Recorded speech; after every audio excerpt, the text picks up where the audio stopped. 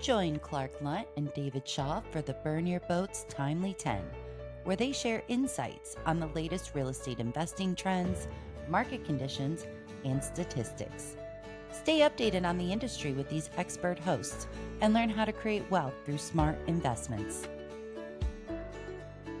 Welcome, everybody, to a Timely 10 special edition version of Burn Your Boats. I'm Clark. I'm here with my co-host, David. Today, we are going to talk about something that is a big deal. And we're kind of referencing back an episode that we just released this week about the psychological bullets of real estate investing, where it's not all rainbows and sunshine day one, day two, and there's going to be constant challenges that you face. However, we both know, David, that in the long run, you're going to come out ahead, especially as you learn from those mistakes and start to make better decisions going forward. And you see it. And sometimes it takes a year, sometimes it takes 5 years. But as long as you stay in the game, you're going to come out ahead long enough, and it's going to change your life. So with that being said, David, we're going to talk today about what is it that you would give your 10-year in the future self?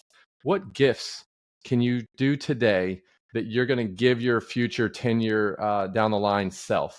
And we're going to try and keep it to 10 minutes, David. I know that's not going to happen because it's basically impossible for us to, we like to hear ourselves talk too much. However, let's see if we can do it. So David, why don't you start us off and talk to us about maybe some bad examples? What are some things that you probably shouldn't be doing right now that your 10-year self is going to really regret and hate you for in the future? So, Clark, this topic came up. If you ever go to any kind of leadership seminars or small group gatherings, people will ask you to close your eyes, and they'll go through a 5-year or a 10-year visualization of walking up to yourself, walking up to your front door, and kind of having a conversation with your future self. And where does your future self live? How does your future self look? Is your future self healthy? Is your future self wealthy? And so for the vast majority of people, we have an elevated version of our future self.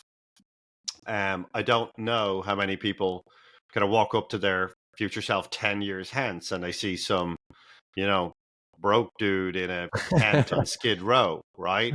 I don't think an awful lot of people who are taking these visualization experiments, I don't think an awful lot of people see themselves there. And what triggered our conversation today, Clark, is because somebody recently did ask me, so where do you see yourself in kind of 10 years, And but ask me in a different way, because a lot of people say, well, where do you see yourself? How do you see yourself? But ask me the question in a very different way. You know where you are today. I said, what did your past self give you to be here today? And it was like almost the inverse of the how do you see yourself in 10 years?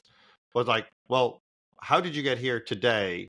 And what did you do in the last 10 years that got you here?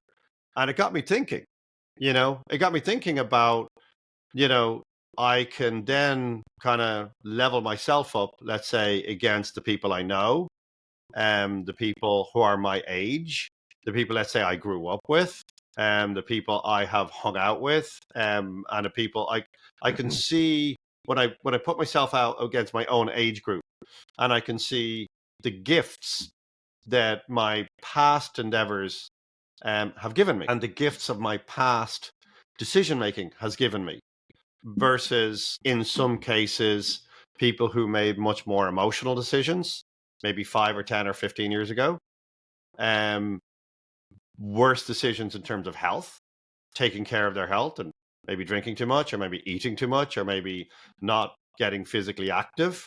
And so, I'm 52, and so we're going back to what did my 42-year-old self give me? And with luck, I'll be 62. And whatever my 62-year-old self receives from my 52-year-old self will be a product of what my 52-year-old self is doing now. And so if you look at that as an experiment, you say, okay, well, what did my previous self give me? What gifts did it give me? Kind of we look at most people kind of falls into three buckets, really. It's your health, your relationships, and your finances. And we're real estate guys. So we are going to talk about the finances side of it.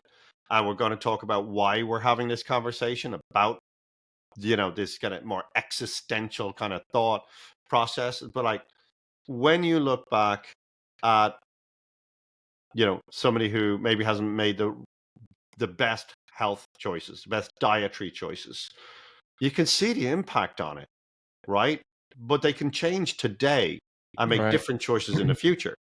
When you look back and see people who have multiple divorces, strained relationships with almost everyone they know, a strained relationship, let's say with kids, particularly because you didn't invest time and love with your kids in the past, and your now self is reaping the rewards of are not rewards of your behavior. And we're real estate guys, and so we can see this really, really acutely in that people come to us all the time in their 45, 46, 47, and we kind of look back and say, well, what did your 35-year-old self do for you? Did it invest? Did it work hard? What did your 35-year-old self do? And where was your 35-year-old brain at that time? And the reason we're talking about it today is because so many people today are making decisions about high interest rates, high prices, the math ain't mathin', and they're making decisions about how they see the investing landscape today. And so we thought we'd just work on this a little bit and say, okay, well, let's say real estate right now is a terrible idea, right? Prices are high, interest rates are high, pro formas don't look great. And so the inclination is to do nothing, right? Maybe you continue to save a little bit, or maybe you put your money into a bond, T-bill. Maybe you have maybe you do have alternate places. But real estate is a fundamental wealth center for particularly emotional investors, because real estate's not liquid, and so once you invest in it, it kind of requires that you stay in it, right?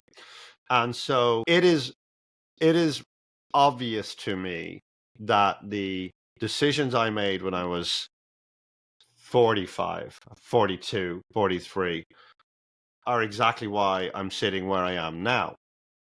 And if I make no more decisions and I say my now self, because your now self can lean towards jealousy. Your now self can lead towards kind of just negative feelings about the market, selfishness. It's like, no, if I do that, like I don't want to pay $200 a month in red ink on my pro forma. And your now self is all about protecting itself now, but it doesn't really, for a lot of people, they don't really fully visualize the gifts or lack thereof that they're giving their future self. Okay. And so if you want to radically change your life using, let's say, real estate in the future, you have to start deferring gratification now, because real estate will take all of your money. It will give you Yep. very little back other than headaches and Yep. financial anxiety and psychological bullets that we talked about in our previous episode. And if you haven't listened to the episode, please go back and listen to it so you know what we're talking about now. But we use a great example about a gentleman who did invest in the 1970s and the impact that investment is making on his family then, his children's family, and his children's lives. And so we lean towards protecting ourselves now. But this conversation, Clark, is all about what gifts do you want to give your future self, and what do you look back 10 years and say, well, what did in your case, you're 42. What did your 32-year-old self give you? Gave you a bunch of cool gifts that most 32-year-olds don't give themselves. And so you look, and if anyone can't see Clark, he takes care of his health. You eat well. I've seen you making the right eating decisions all the time. And that's not because of you want to eat you don't want to eat the sandwich today, but you want to give your future self a Right. better shot, right? All of those,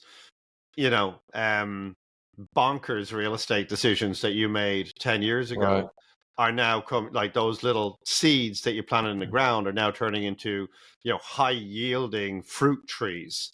Right. And so your past self gave you these gifts.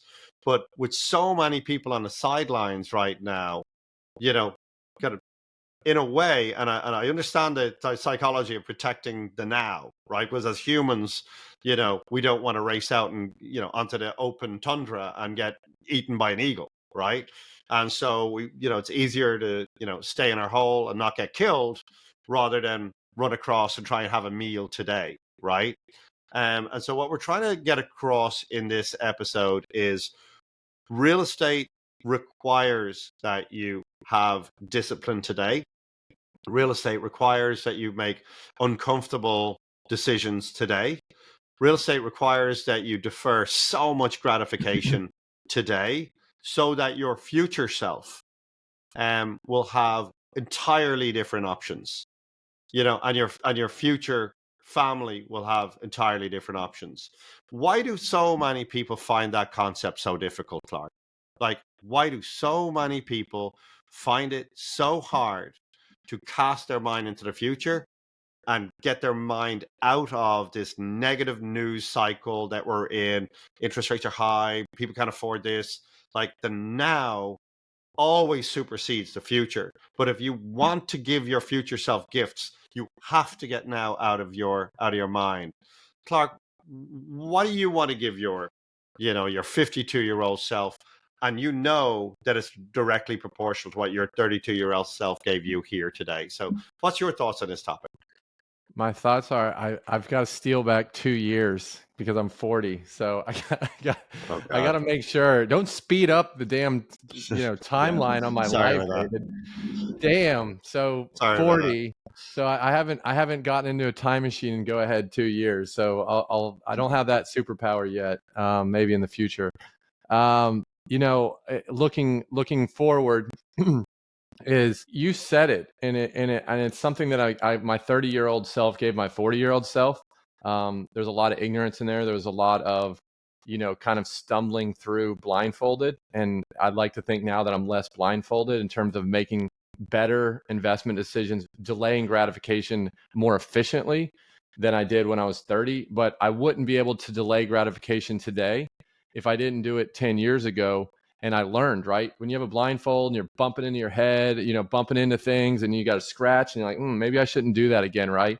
But I learned from that. So even some of those bad decisions that I made, they were integral in where I'm at now, because now I know not to do those. Or I'm like, this investment today looks real similar to something I saw 4 years ago. And I think I know how this story is going to end, right?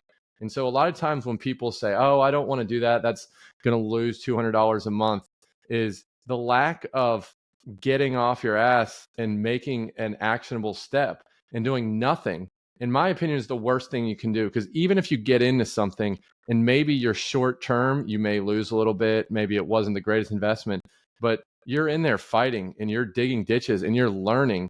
And it's hard. You can't quantify that on a spreadsheet as the experience that you get, but wisdom comes from experience. Wisdom doesn't come from YouTube. It doesn't come from potentially listening to podcasts or whatever, right? Is that you can listen to these episodes all you want, but if you're just gonna sit on the sidelines, then nothing's gonna change, right? So my 50-year-old self, not 52-year-old self, is we could say my 12-year-old in the future if that would make the math easier, since you're 52. But my 10-year in the future self is, I hope, and if I know, David, you've heard this, is that for 30 days, right? If you take a penny and it doubles every day for 30 days, how much money do you have, right? It's essentially the compounding effect, right? In day one, it goes to 2 cents, and then 4 cents, and 8 cents, and it takes to like day 24 or something before you even have like $1,000, right? And it's like, why would anyone go through 23 days of making like $64 when someone would just hand you $1 million or whatever the reference is? So ultimately, just to kind of give context, is that It's like, I'll give you $1 million right now, or I'll give you a penny that doubles every day for 30 days, right? And if you do take the penny for that doubles every day for 30 days, you get like, it's like $6 or $7 million. And then day 31, you get 16 million. And then day 32, you get 60, Right. 64. So I would continue to keep doing that. And I feel like I'm at a point in my life right now. I don't know where I'm at on that 30-day spectrum, but I think I'm at like day 16 or day 18 or something like that. And if I just start taking chips off the table and stop what I've been doing for the last 10 years, right? I may be stopping myself where I only have $128 in my hand. But if I just wait another 5 days, I may be at a point where I'm at 256,000, and then I'm at 512,000 the next day, right? So I would give my future self the same delaying gratification that I have right now, which is continuing to invest in assets, even if they don't look amazing on paper, but they're in good areas. They're really high quality construction. And then the second thing is that I can't have my lifestyle creep continue to keep going up, right? So I want to really try and keep my expenses, my ability to not go out and get the newest iPhone, the newest brand new car, and the newest this and the newest that, is that if I can look at it for the next 10 years and keep my expenses relatively similar to where they're at now with just a small incline, I think my 50-year-old self is going to be very appreciative. And I think then at my 50-year-old self will be at the place where I'm at $3 million. It's turning into 6, and 6 is turning into 12, right? But it comes with experience, and it comes with keeping my expenses lower. Obviously, there's the things like health and relationships and things like that, but keeping in kind of like the real estate kind of thesis is I would continue to just keep making sure that I don't let my lifestyle creep. And I just, we're learning how to build newer stuff right now. So new construction, right? We're learning how to do new skill sets in the best areas so that I don't have to hand my 50-year-old self a bunch of C- rentals that are going to have bad tenants and bad neighborhoods and, falling apart construction and just band-aiding it, right? So new stuff, high quality areas, and my lifestyle creep staying, reasonable and not just keep going up with Right. my income. That's it. Like Right. it's not rocket science, and just keep doing what I'm doing. So David, that's my 2 cents. Where are you at on your 2 cents? Well, what I'm hearing here is that your life is habitual, right? You habitually eat well. Right. You habitually go and work Most out, of the time. Yeah. right? You habitually invest, right? You habitually do it. Yeah. And you don't not go to the gym for like Right. 6 months because It's raining outside. it's raining. That's Yeah. right. It's raining outdoors. Or you don't, throw your diet in the bin because, you found Twinkies Right. and you just can't help yourself for a while. Or, whatever your other example is. If you are serious about creating wealth in your life, you habitually dollar cost average into Yeah. that, and you never stop. Because unless you think all prices are going to go down and what you think is wrong, and unless you know that inflation is just going to magically reverse and go into decline, we're going to have deflation. So if you think all prices are going to collapse and we're going to have deflation, if that's what you think and that's what's keeping you on the sidelines, you knock yourself out. You're probably wrong, right? You might be right. There's any scenario where that might be or this might be, but historically, inflation goes one direction. Historically, prices over the long period of time go one direction.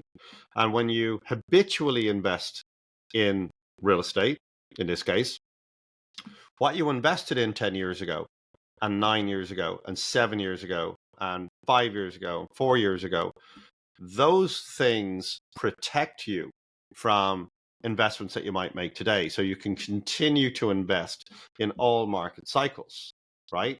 Because that's what matters.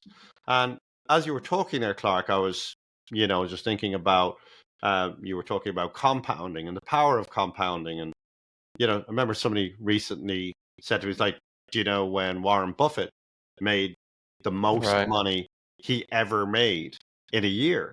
And, your mind might go, oh, when he did this or when he did that. No. It was last year. Because Yeah. now he's compounding on Right. he's compounding on billions and billions. So you could go back and look at Warren Buffett 10 years ago, or 15 years ago when he was, making all of these investment decisions. Say, oh, Right. Warren Buffett made 5 million today or 500 million this year. Guess what? He made a couple of billion last year. He made no decisions, none whatsoever.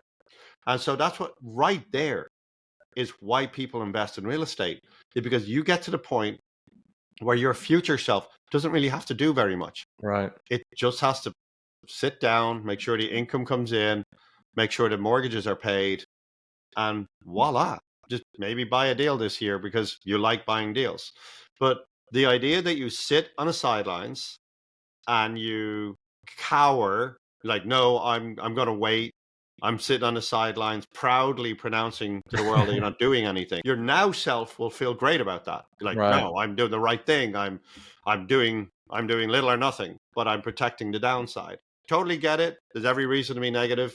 Not like we don't have days where we are too, right?